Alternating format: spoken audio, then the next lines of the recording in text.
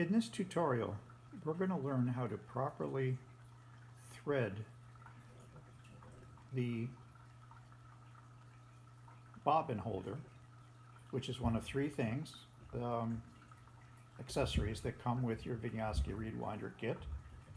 And I'm going to first of all show you how to thread the bobbin holder and how to set that up, and then another tutorial we will discuss how to actually use the bobbin holder properly and to your best advantage. Your kit will come with three things. First of all, it comes with an empty spool, which is approximately 2 inches in length, and you very well might have these at home already, and you can buy them from any reed supplier. But if you don't, you can actually wind your own spool.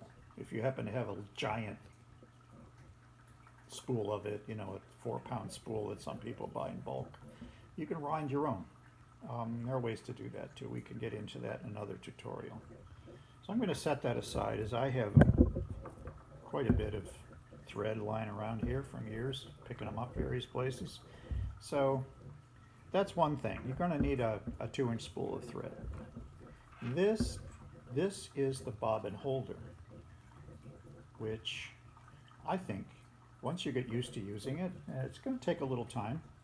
It'll feel a little strange at first because you've been doing it the other way so long, but I think this is actually a game changer, and it's been used for probably over 100 years by fly fishermen who wind their lures in a very similar way to oboe and bassoonists winding their reeds.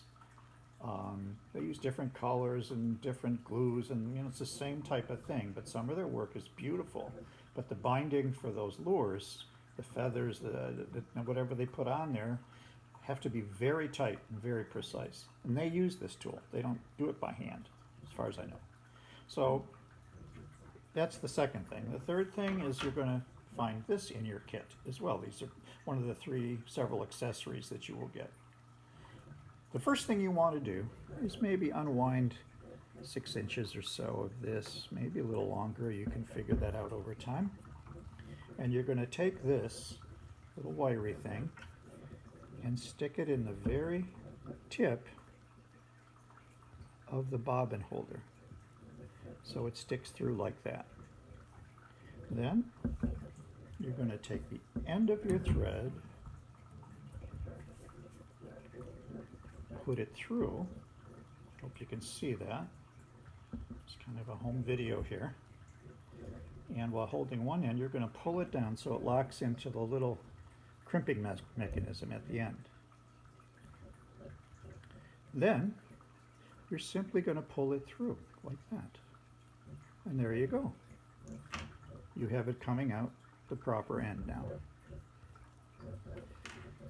The next thing you want to do is mount your bobbin, your thread, onto this. It's spring-loaded.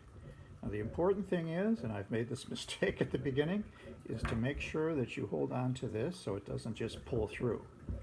So you're going to try to jam it in there, get it all set so it looks like that. Okay?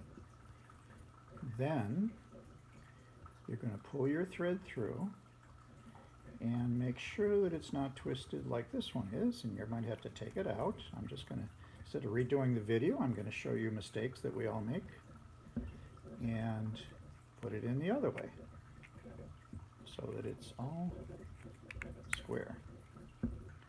There. It's still twisted. Actually, I'm making the mistakes on purpose so you don't. These are the things that'll drive you a little crazy at first. Well, let's try that again. Let's get it untwisted and tension this a little bit more so it doesn't all flap around in the air. And let's see, is that looking good? It's still overlapping. Let's tighten it a little more. Okay, I think we're set to go, and I'm still holding on to this thread at the bottom so I don't pull it through by mistake. Let's see if I did it right. All right, let's get it all. And then there we go. Okay. And actually, you're going to end up holding it in the opposite hand like this. And if you squeeze it at the back between this part, this is what I do anyway, this part of your hand and the the bottom two fingers there, you can get a huge amount of, it won't move. You can get a lot of tension on this. As a matter of fact, when I wind my reeds now with this, I sometimes have a hard time getting it off the mandrel because it's so tight, and that's what you want. So you can get it off. There's a way to do that, but you'll be amazed. And all you do is squeeze it a little bit, and you can't pull it. And it's so much easier for me to do that than have the tensioning the thread with your fingers, cutting into your fingers like we all do. So I think once you get used to this, you're really going to like it. All right, that's just one of several tutorials you'll be hopefully viewing to see how to use the Vinoski Reed Winder more efficiently.